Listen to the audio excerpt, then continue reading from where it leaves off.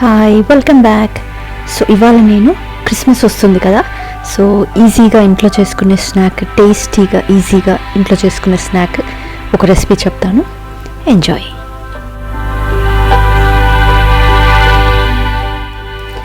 అయితే ఫస్ట్ కావాల్సింది ఏంటంటే ఒక ఎగ్ ఒక బౌల్లో బీట్ చేసుకోండి. బీట్ చేసుకున్నాక ఒక హాఫ్ కప్ షుగర్ వేసుకొని అవి రెండు కొంచెం హ్యాండ్ బ్లెండర్తో బ్లెండ్ చేసేసుకోండి.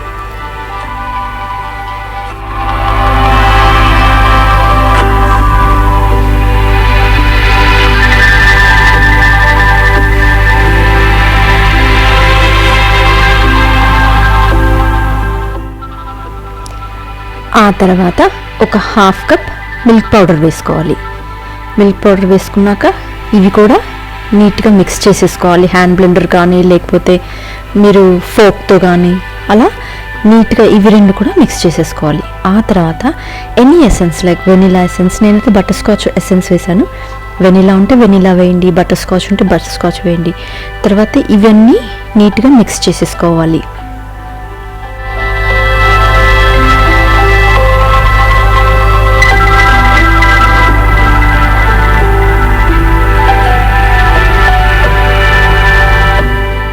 నెక్స్ట్ ఇందులో వేసుకోవాల్సింది ఏంటంటే 1.5 కప్ మైదాని ఈ మిక్స్చర్లో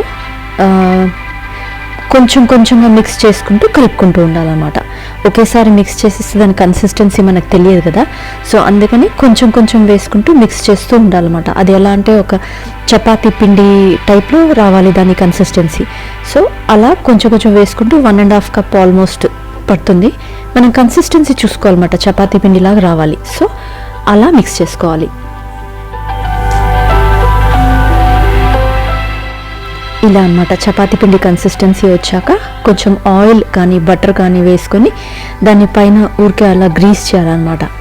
ఈ మనం ఒక డౌ తయారు చేసాం కదా, దాన్ని ఆయిల్ కానీ బటర్ కానీ వేసి గ్రీస్ చేసి మూత పెట్టి ఒక 10 మినిట్స్ అలాగే ఉంచాలి. 10 మినిట్స్ తర్వాత ఇలా ఉంటుందన్నమాట. ఇంకొంచెం హార్డ్ అవుతుంది అది. సో ఇలా వస్తుంది.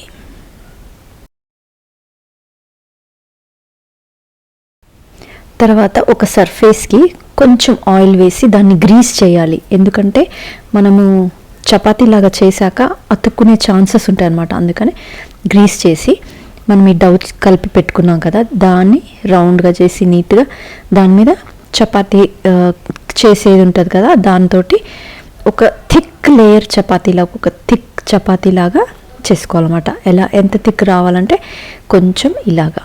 తర్వాత మీ దగ్గర మోల్డ్స్ ఉంటే మోల్డ్స్ తోటి ఇలా కట్ చేసుకోవడానికి షేప్స్ ఉంటాయి కదా, అలా షేప్స్తో కానీ లేకపోతే ఒక రౌండ్ లేకపోతే ఇలా నేను చేసినట్టు గ్లాస్తో కానీ చేసుకొని దాన్ని లో ఫ్లేమ్లో పెట్టి ఆయిల్లో ఫ్రై చేసుకోవాలి ఒక్కొక్కటి వేసుకుంటూ.